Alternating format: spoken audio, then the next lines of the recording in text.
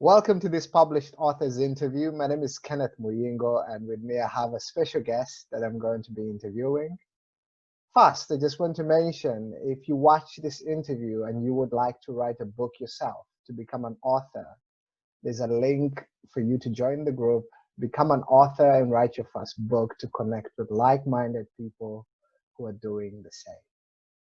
And with that said, I would like to get into the interview by asking my guest to say hello to our viewers and listeners and to introduce herself. Hello, my name is Karen Stanley, and I'm a former teacher and writer. Wow, an educator, former teacher. For my sins. Somebody told me that teachers are for life, that they never stop. Or did you we'll just say that chapter is closed?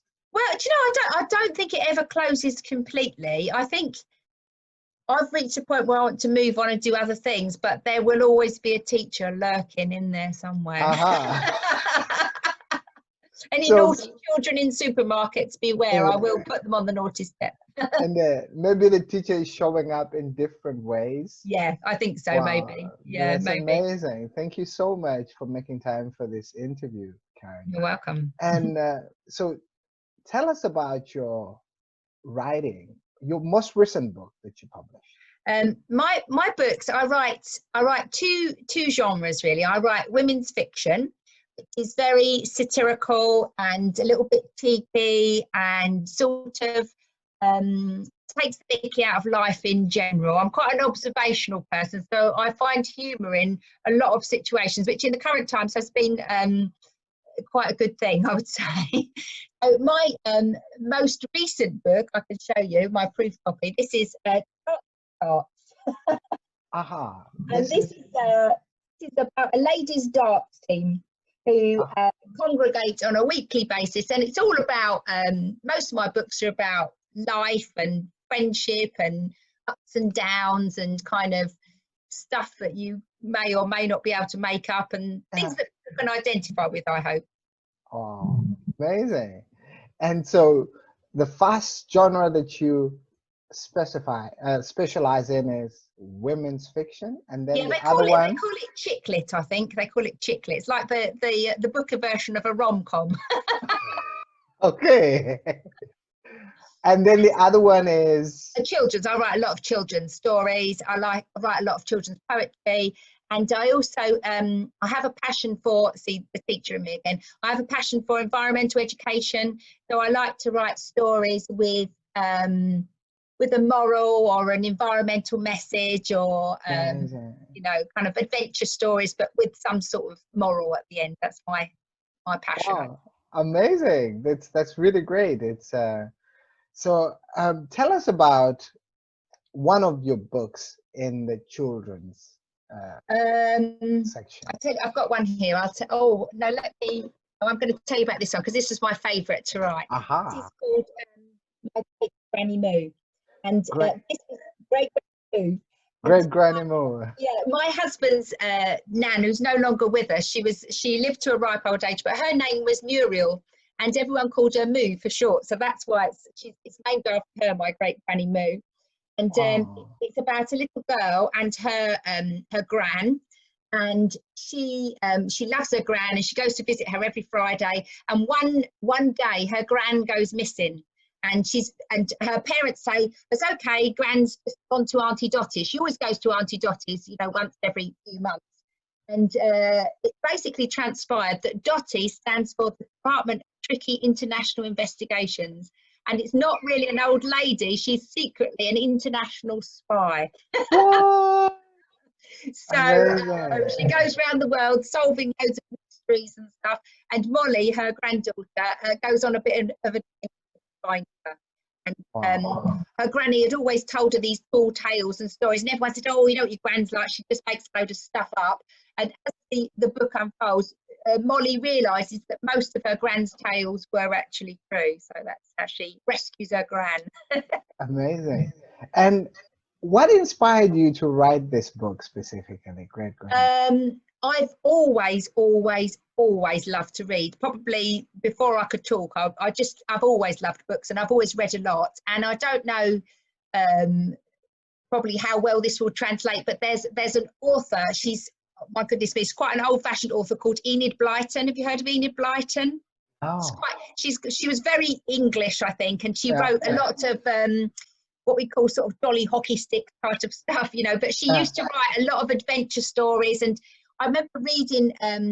There was a series of books she wrote called The Famous Five, and these kids just went out and solved, a bit like Scooby-Doo. They went up and solved mysteries, and they was always writing things in invisible ink, and I desperately wanted to be in their gang. wow. So when I wrote My Great Granny Moo, I wanted to write something that was reminiscent of that escapism as a child, really wanting to go on that adventure. So that was probably my initial inspiration, I would say. Amazing. It's and then here we are. So how many books have you published in total? 7. 7. Wow. Yeah. Four women's fiction and 3 children's. But I have 2 more children's that I've finished, waiting to be published, and 1 more adult. No, 2. Well, 1.5, I'd say, more adult fiction that are waiting to be published. So I'm hoping the total will rise quite soon. Awesome. So tell us about your favorite in the women's fiction section. Oh my goodness, that's I've probably got a special place in my heart for the first one I wrote, and this is probably my bizarre sense of humour. Before I was a teacher, I was a hairdresser, and then I retrained to be a teacher. And I was always going around to people's houses and doing their hair, and the things that people tell their hairdresser, you would not believe. It's almost like a confession. And I think they forget you're there, and they sort of tell you stuff that you think, really? Do you really want to share that with your hairdresser? So I had a lot of tales, and my husband would always say to me, oh, you know, whose hair are you going to do today? And I'd say, oh, I'm going to see Shirley. And he'd say, well, who's Shirley? Well, you know Shirley. Anyway, it would always be like, well, Shirley, she's the lady with one leg. She's the lady with one leg who lived in this road. I had no idea who Shirley was or where I was going. So basically, my first book was called The One-Legged Lady from Balmoral Road. Oh my. This young girl, this sort of young hairdresser's journey about all of her clients, and they were all very colourful and quite eccentric, and she just had lots of mad stories to tell. But it's about her life and her relationships and her friendships, and she's got a very kind of you know, a bit of a dodgy boyfriend, and it's just about her life and how her life unfolds. But kind of you know, based on sort of some of my life. That first I wrote, and that I'd never really considered writing before. So I said, oh, you know, I'm going to see The One-Legged Lady, and my husband said, well, that's the title for a book. And I was like, you know what, that is the title for a book, and it just went from there. So I wrote it, and then I didn't stop. Wow, that's amazing. And this all came out of this experience with you being a hairdresser, and then and then I just made bits up and used bits that I've always got a notebook, and I'm always writing. I just find real life really quite amusing, and it's eccentric and it's bonkers, and you know, so I think I do sort of a lot of creative writing workshops and things like that. And when people say to me, oh, I haven't got any inspiration, I think, just need to go to the supermarket and stand for 15 minutes. You will get loads. Indeed. I mean, you've got a whole book basically. Life is one big soap opera. You just have to pay attention, and you do. If you can't find inspiration, you're not nosy enough. That's basically what it is. Wow, this is amazing. And so, with the experience of the hairdresser and the one-legged lady, was it like you mentioned that when you shared this with your husband, but what would you point to and say, this is what really inspired me to write this book? It was that conversation.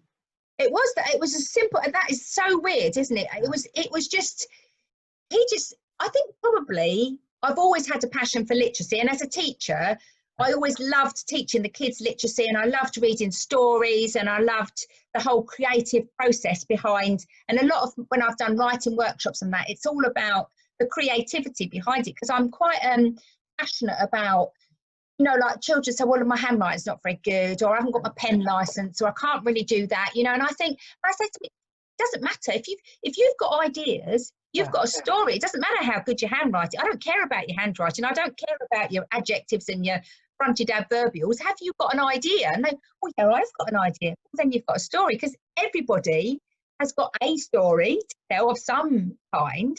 So I think I'd always had a passion for that, and for bringing out stories in people and situations. So maybe it was just lying there dormant, waiting to be ignited, and it was the one-legged lady that did it. Yeah, it's. I have a bonus question here. If somebody is watching us and they feel, yeah, I would like to tell my story, but there's nothing interesting about me to share. There's nothing impressing about my story. What would you share with them, knowing what you know? I would say, if you look at the comedians that we find amusing, I find observational comics hilarious. And the reason I find them hilarious is because everybody can identify them. I don't know if you've heard, Michael McIntyre did a sketch about the fact that his wife had a moan at him because he never put anything back in the right place. You know, she said, "You never load the dishwasher." Well, that's really boring, isn't it? But he said, "Well, I put the stuff in the vicinity of the dishwasher." And she said, "Well, when I cook the chicken, I don't put it next to the oven, I put it in the oven. When I take children to school, I don't put them next to the car, I put them in the car." Which I thought was hilarious, because we've all had that argument, haven't we? I don't think there's a marriage in the world where someone hasn't said, "Put the stuff in the dishwasher." So I would say to you that even though you think it might be dull not to put your chicken in the oven, all of those stories, if someone can identify with it, they will find it interesting. It's just the way that you tell it, I think, really. Because life is essentially a sort of a bobbing along with a few highs if you're lucky, and the odd low if you're not so lucky. But life is it sort of bobs along fairly, you know, domesticity is not particularly interesting. Putting the bins out isn't that interesting. But I do have a funny story to tell about putting the bins out, funny enough. But if you kind of look, you delve in, I think you can find people can relate to stuff that you might think is, from your point of view, is quite dull. But we all do it, don't we? Yeah, indeed. And I like how you say it, because just like what you said, that life is bobby and everybody is just going through pretty much the same thing, but how you choose to, or what you choose to experience in the going through of this. And like the thing you just mentioned about this, about putting the chicken next to the oven. That's brilliant. That was the funniest thing I'd heard in a long, but that's not very exciting, is it? But it's hilarious. It is hilarious. It's yeah, it's sitting on the pavement next to the car. Yeah, okay. We're almost at school. You can get out and just stay. Brilliant. Oh, but this is amazing. And so you chose two genres: women's fiction and then children's. How did you choose these two genres to be your main area of focus? I think children's, that's easy, because I'm a teacher and I love telling stories, and I love getting kids involved in stories. And some of my stories, like, I write a lot of poems and I try and put call and response in, and I try and I get the kids, you know, I wrote a poem about called A Wild Goose Chase. I write a lot of poems based on idioms, you know, where the bad guy learns a lesson. And I'd sometimes give kids like little, I bought these little buttons that they can push and make the farmyard noises in the poem, or they can wear the goat's ears, or they can, you know, I really, that for me is a beautiful process. And in part of that with a child is it's so much fun. So to me, that was a no-brainer. Yeah. And the women's fiction was a chance for me to share my slightly, what's the word, controversial side, maybe. Wow. To be able to laugh at life, and some of my humour is not child appropriate, so that was my kind of exercise my fun and sort of looking at life, just laughing at life and trying to kind of find the humour in it. So, and those two are very separate because they're never the twain shall meet kind of thing. So yes, one was an expression of my personality, I guess, and one was an expression of my passion for education and learning with it. And I did a lot of teaching with children who were considered vulnerable or hard to reach. So they might have been in care system, or they might have been excluded from lots of schools because they just didn't fit the mold. So I had to be quite creative. So I always wanted to find ways to engage those children that may just found it hard to fit in a normal regimented kind of fashion. That was really where that came from. So amazing. So I just have to say this. I just love your energy. Oh, thank you. And you have, I think you've figured out something quite unique about life. And I think I have another bonus question here. Okay. Seeing how the world has been disrupted with the pandemic and what is going to come post-pandemic, if somebody is kind of feeling like they're in a rough place, or like they feel like they've been dealt a bad hand, what would you share with them, knowing what you know about life? Do you know what I think? And I've read, this is one of my books that's waiting in the wings. People don't think that I get this, but particularly I'm a lady of a certain age, obviously.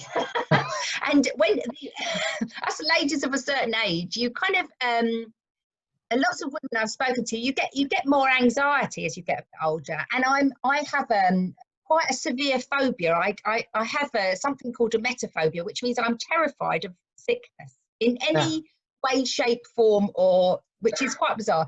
So that lends a bit of anxiety to my life. Certain situations, I find I'm quite a confident person, as you probably realise, and I'm quite a chatterbox, as you probably realise too. But there are certain situations that cause me anxiety. And the way that I get through that, and COVID has caused lots of people anxiety for a whole host of reasons. The way I get through that, one of the ways, is to try and find humour in the situation, and try to see the positives, even when you feel like there's a lot of negative. There usually is a positive in there somewhere. And if you can, sometimes you need. I've had the odd panic attack, which they're not pretty, they're horrible. But afterwards, the way I sort of talk about it like defeating the beast is I laugh at it, because it can't be scary if you laugh at it. And I've done some ridiculous things. You know, I had a bit of a panic attack on a train because I thought someone was poorly. So I got off the train and then missed my train home. So then I'm stranded at a station going, oh my God, I don't afterwards, that was quite amusing. At the time, not so much. But I think the important thing is to realise that we're all flawed in our own unique way. Nobody is completely self-assured all the time. Nobody is, I once said to someone, I thought when I got to 50, all my ducks would be in a row. And I said, I'm not sure they're even in the same pond.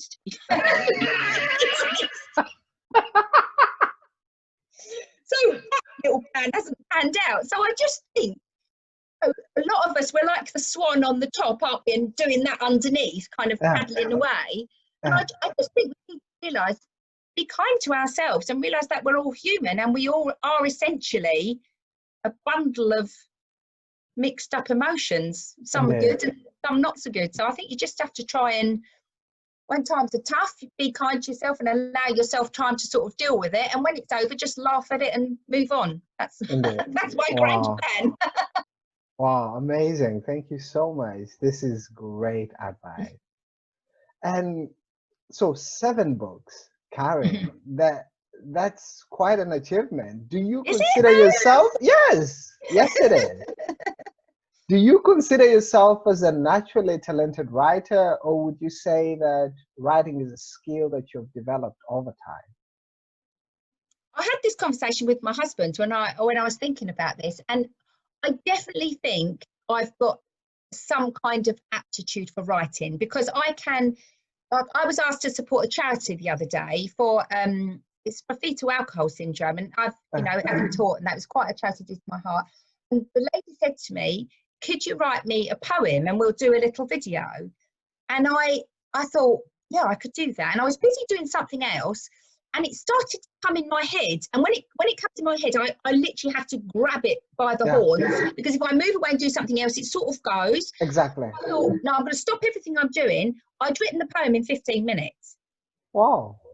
So when it comes, and sometimes when I'm really in the groove of writing a book, I can be writing and it's almost like someone's just narrating it to me. I don't struggle. However, when I've had to write to a set of criteria, like sort of for the environmental stuff, then that's sometimes taken a bit more pondering, because it's not, I'm having to fit things into holes, if do you know what I mean. But I definitely think I have got an aptitude for writing, and I definitely think that is a strength of mine. If you ask me about whether I've got an aptitude for sport, I'd say none of any kind whatsoever. So if you compare it to my hockey playing, yeah. I also think you can improve those skills, because I've definitely improved as time's gone on, and the more I've taught it and the more I've listened, and the more I've watched other people and the more I've read, you can definitely improve that skill. But then like someone who's a brilliant mathematician, that's probably partly in them, or someone who's a natural musician maybe, you know, or a natural artist. I don't know. I think it's a combination, but I do think it's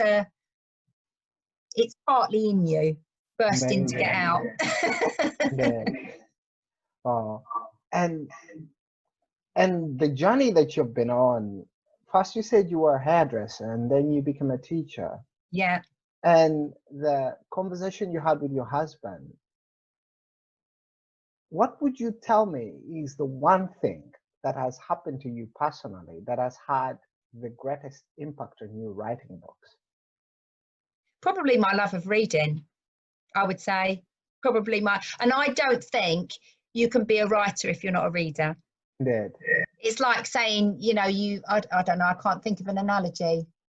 You can't really be a cook if you hate food, can you? Do you know what I mean? I think, and I think most writers would say that you need to read to want to write, I think. Because otherwise you wouldn't have a love of books in the first place, would you? Maybe. No, you wouldn't. No. Somebody told me something sometime. She said reading is like breathing in, and writing is second nature, just like breathing out. Yeah, there's a lot of truth in that. Yeah. And I was like, you have nailed it. Yeah. Because the more you read, the more you feel like inspired, or you get ideas to write. And definitely. Amazing. Definitely. Yeah, that's very true. And I think the more you read, the more you want to write. And I think that's it should be like that. You should. I get as much pleasure from writing a book as I do from reading a book. And if I'm not getting pleasure from what I'm writing, that's the time for me to stand back and go, do you know what? This isn't working. Because if I don't feel something, I used to say that to the kids at school, you know, they get hung up on the technicalities. Don't worry about it. We can sort that out in a minute, but read it to me and ask me if you feel something. Do I feel something? Have you used the words that really trigger something in me? If you haven't, then you need to go back and have another go. Wow. Amazing. And so you mentioned that you're working on some other projects. Can you tell us about that? I can. I do a lot of vlogging. I do a lot of sort of, we talk about mental health and kind of just keeping buoyant. And I sort of, what's the word, collaborate with a lady. She does sort of relaxations. We talk about mindfulness, and writing is a wonderful way to release tension and kind of express yourself. I'm also, I've set up something called the Rite of Passage Growth Academy.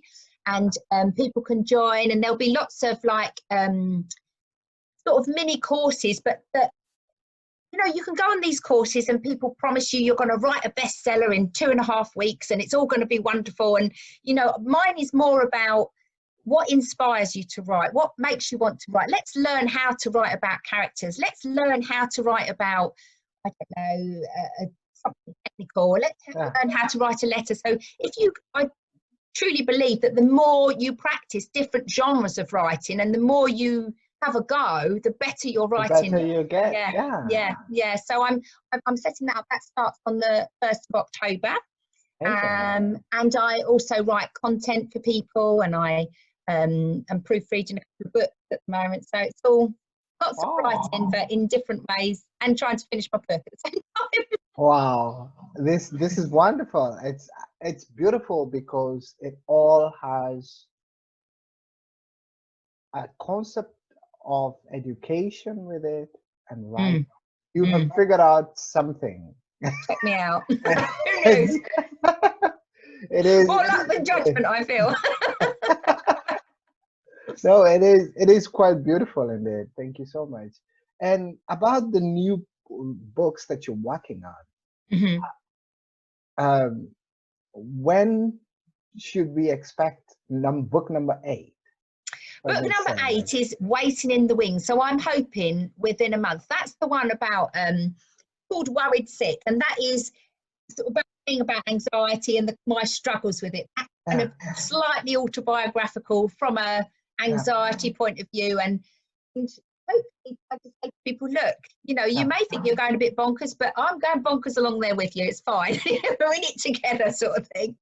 So that hopefully within a month, and I'm hoping my other book, which is going to be called Sophie Loves Tom Hardy, but Tom Hardy is her dog, because I thought it'd be quite fun to feed Tom Hardy on your kitchen floor and let him out into your garden.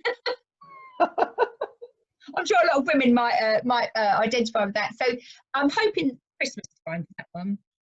Wow, amazing. And this was wonderful. I'm so glad we made time for it. Thank you. It's been fun. You have just it's like my day has just started again. Oh, thank you for that. It's been really, I've enjoyed it. It's been really fun. It was really great. And I'm wondering if somebody's watching this interview and they would like to buy your books, where can they buy them? They can find me on Amazon if you search for Karen Stanley on Amazon, and I do have a website which is www.karenstanley-author.co.uk, and you can find all about me. And I have a Facebook group which is at Karen Stanley Author, so you can find me any which way there, and all of the books are on Amazon. So. And I love it if people comment. I say I do a lot of blogging, so feel free to join in, drop in a comment, or have a laugh at some of the stuff I put on, hopefully. And then we'll put all the links with the interview so that people can access them and thank you. That's great. Buy the books and network with you. Wow, this was wonderful, and we have shared a lot. Before we end the interview, I just want to know, is there anything else that you would like to address or to share that we have not been able to ask about? No, not really. I don't think. I think we've done pretty well in 40 minutes, haven't we? Yes, we have. All around. But it's just lovely. It's lovely to connect with people and to chat about the books and that. So I'm just happy if people come on board, and I'm always forever grateful. You know, it's such a lovely feeling. I've been saying to people, you know, if you write, even if you never become a best-selling author, or, you know, the personal satisfaction that you get from writing something is wonderful. And to see your book in print, and then someone to say, oh, I read your book and I really liked it. I can't tell you what that's such a lovely feeling. It's really, it makes you feel very humble, and it's just a nice feeling. So if you do it only for that one review and that one, you know, little package comes through the post, and it's like, well, it's finally published. You know, it's just a lovely thing to do.